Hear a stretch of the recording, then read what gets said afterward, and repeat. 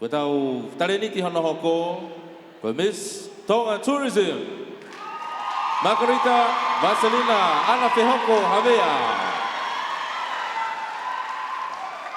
For Magarita Vaselina, Fehoko Havea, Okuneta'u, Wangaful Maua, Pekauia pe mehe sila pelua me hateiho. Na e ako ia I ako anga maolunga ko ria hona. Pe oku loto tonga ngāue ia I he Tonga Tourism Authority. Her hobbies are Polynesian dancing and she is an avid supporter of Sila Pelua rugby. Ana Havea's passion in life is Polynesian dancing. She has danced with Suliana's Polynesian Dance Academy for 7 years and is now one of her lead dancers. Her talent tonight tells her story through dance. Every young woman yearns to find her true love and love at first sight.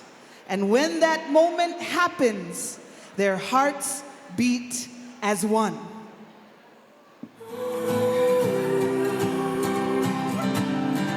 Tariniti Fikatol Goya Fiafini, Miss Tonga Tourism, Magarita Vaselina, Fehoko Havea.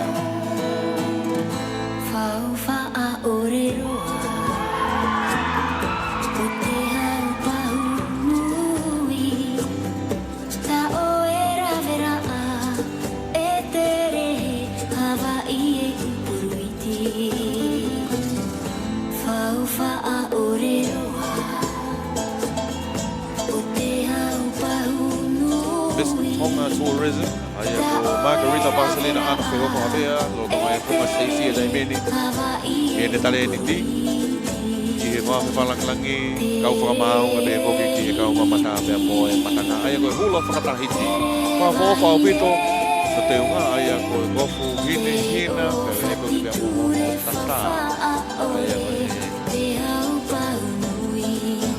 Beboki, no Kapoa,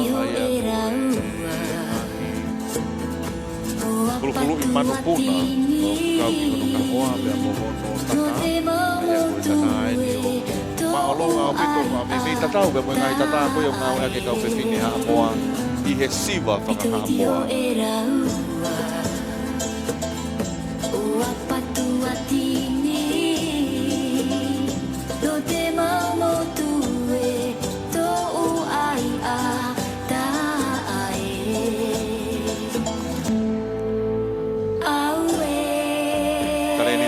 Miss Tonga Tourism, Magarita Vaselina, Fehoko Havea, Bamei Hateiho. Ia koe hula whakatahiti, tai mini hoki tue ai bea moe ono ho aia koe tamasi mai mei hui ea na haka.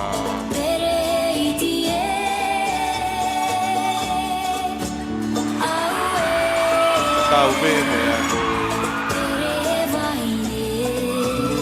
Ngai we ngai haka una whehanga iai e si tua haki au me mei ke taha e na haka.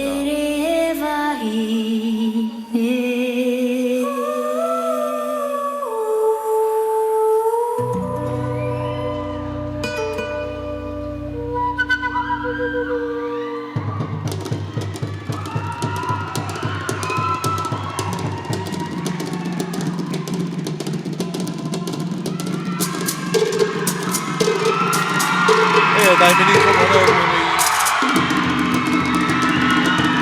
ni tamure whakatahiti ai mehanga dai mini situ amai I matanga dai mini ka awake whakatawhaaku dai mini na hanga mai I wawe whalanglangi ka whamau bea moe ka mamata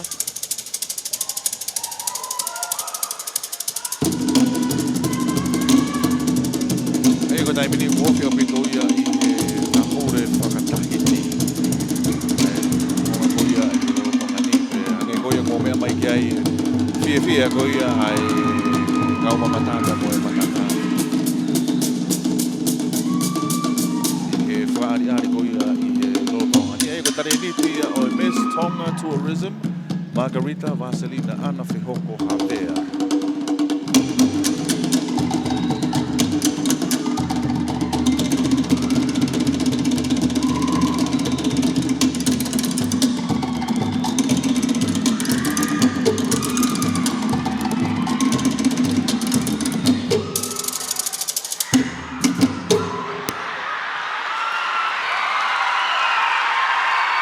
Pasibai. Magarita Vaselina, Fehoko Havea, Miss Tonga Tourism.